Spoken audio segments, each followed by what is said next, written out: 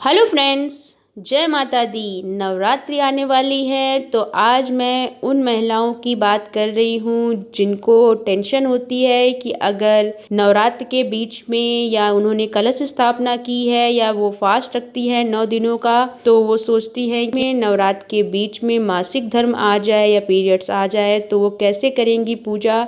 तो उसी से रिलेटेड ये वीडियो है, तो वीडियो को लास्ट तक देखिएगा और चैनल को लाइक करना, सब्सक्राइब करना और बेल आइकन पर क्लिक करना मत भूलिएगा। तो अब वीडियो स्टार्ट करते हैं। नवरात्रि अब शुरू होने वाले हैं, तो नवरात्र में जो लोग व्रत करते हैं उन्हें साफ सफाई से जुड़े बहुत से नियमों का पालन करना पड़ता है, मगर कई बार कुछ ऐसा हो जाता है कि जिन पर हमारा नियंत्रण नहीं होता है। नवरात्र के 9 दिन के बीच में यदि महिलाओं को मासिक धर्म आ जाए तो वो कैसे पूजा की जाए, इसको लेकर शास्त्रों में कुछ खास नियम बताए गए हैं। तो आगे हम जानेंगे कि वो खास नियम क्या है। नवरात्र के बीच में अगर मासिक धर्म आ जाता है तो महिलाएं दुविधा में पड़ जाती हैं। नवरात्र के 9 दिन सबसे शुद्ध और पवित्रता वाले माने जाते हैं। शक्ति स्वरूपा माँ की आराधना के चलते यह पर्व महिलाओं के लिए सबसे अधिक महत्वपूर्ण है। महिलाओं के साथ सबसे अधिक संभावना होती है कि नवरात्र के बीच में उनका मासिक धर्म आ जाए। ऐसे में महिलाएं इस दुविधा में पड़ जाती हैं कि उन्हें पूजा करनी चाहिए कि नहीं करनी चाहिए। नवरात्र के पर्व में ज्यादातर घरों में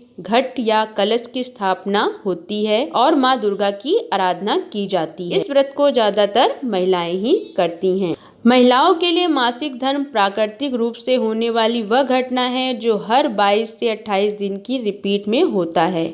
अगर आपको पहले से यह आशंका हो कि नवरात्र के बीच में यह समस्या आ सकती है तो आपको व्रत रखने की शुरुआत नहीं करनी चाहिए, या ऐसी परिस्थितियों में आपको पहला या आखिरी व्रत कर सकती हैं। मासिक धर्म में महिलाओं को चक्कर आना, भूख न लगना और कब्ज जैसी समस्याएं हो सकती हैं। ऐसे में आपको व्रत नहीं रखने चाहिए, लेकिन जिन महिलाओं को ऐसी समस्याएं नहीं होती हैं वो व्रत रख सकती हैं। इस दौरान आपको माता की प्रतिमा को स्पर्श नहीं करना चाहिए और न ही पूजा की कोई सामग्री छूनी चाहिए। आप सच्चे श्रद्धा भाव से व्रत कर सकती हैं और फलाहार भी कर सकती हैं। भगवान के लिए भक्तों के मन में सच्चा भाव होना जरूरी है और शारीरिक शुद्धि उसके बाद आती है। व्रत के साथ कर सकती हैं पाठ, यानी कि जिन महिलाओं को मासिक धर्म की समस्या आती है वे व्रत करने के साथ दुर्गा सप्तशती के पाठ भी मन ही मन कर सकती हैं।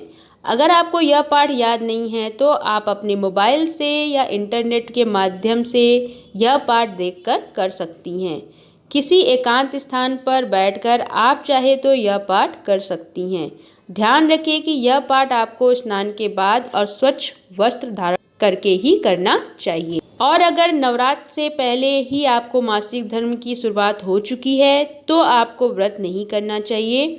फिर भी यदि आप व्रत करने का संकल्प ले चुकी हैं तो पूजा स्वयं ना करें, इसकी बजाय घर में किसी अन्य व्यक्ति से पूजा करवा सकती हैं। दुर्गा सप्तशती का पाठ करने और सुनने से आपको व्रत का पूर्ण फल प्राप्त होता है। जिन महिलाओं को नवरात्र के बीच में मासिक धर्म आ जाता है उन्हें निराश होने की जरूरत नहीं है। इस दौरान उनके लिए जरूरी है कि वे माँ दुर्गा का मानसिक जप और मानसिक रूप से ध्यान करें।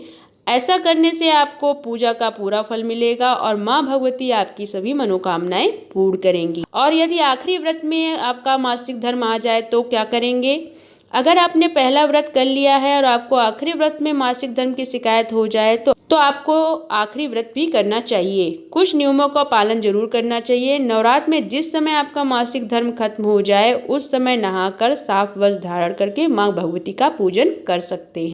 तो गाइज, आई होप आपको कुछ मेरी बातों से क्लियर हो गया होगा कि अगर आपको नवरात्र के बीच में मासिक धर्म आ जाए या पहले आ जाए या बाद में आ जाए, सब कुछ मिलाकर आप माता दुर्गा की पूजा कर सकते हैं, मानसिक रूप से कर सकते हैं, बिना उन्हें स्पर्श किए भी कर सकती हैं।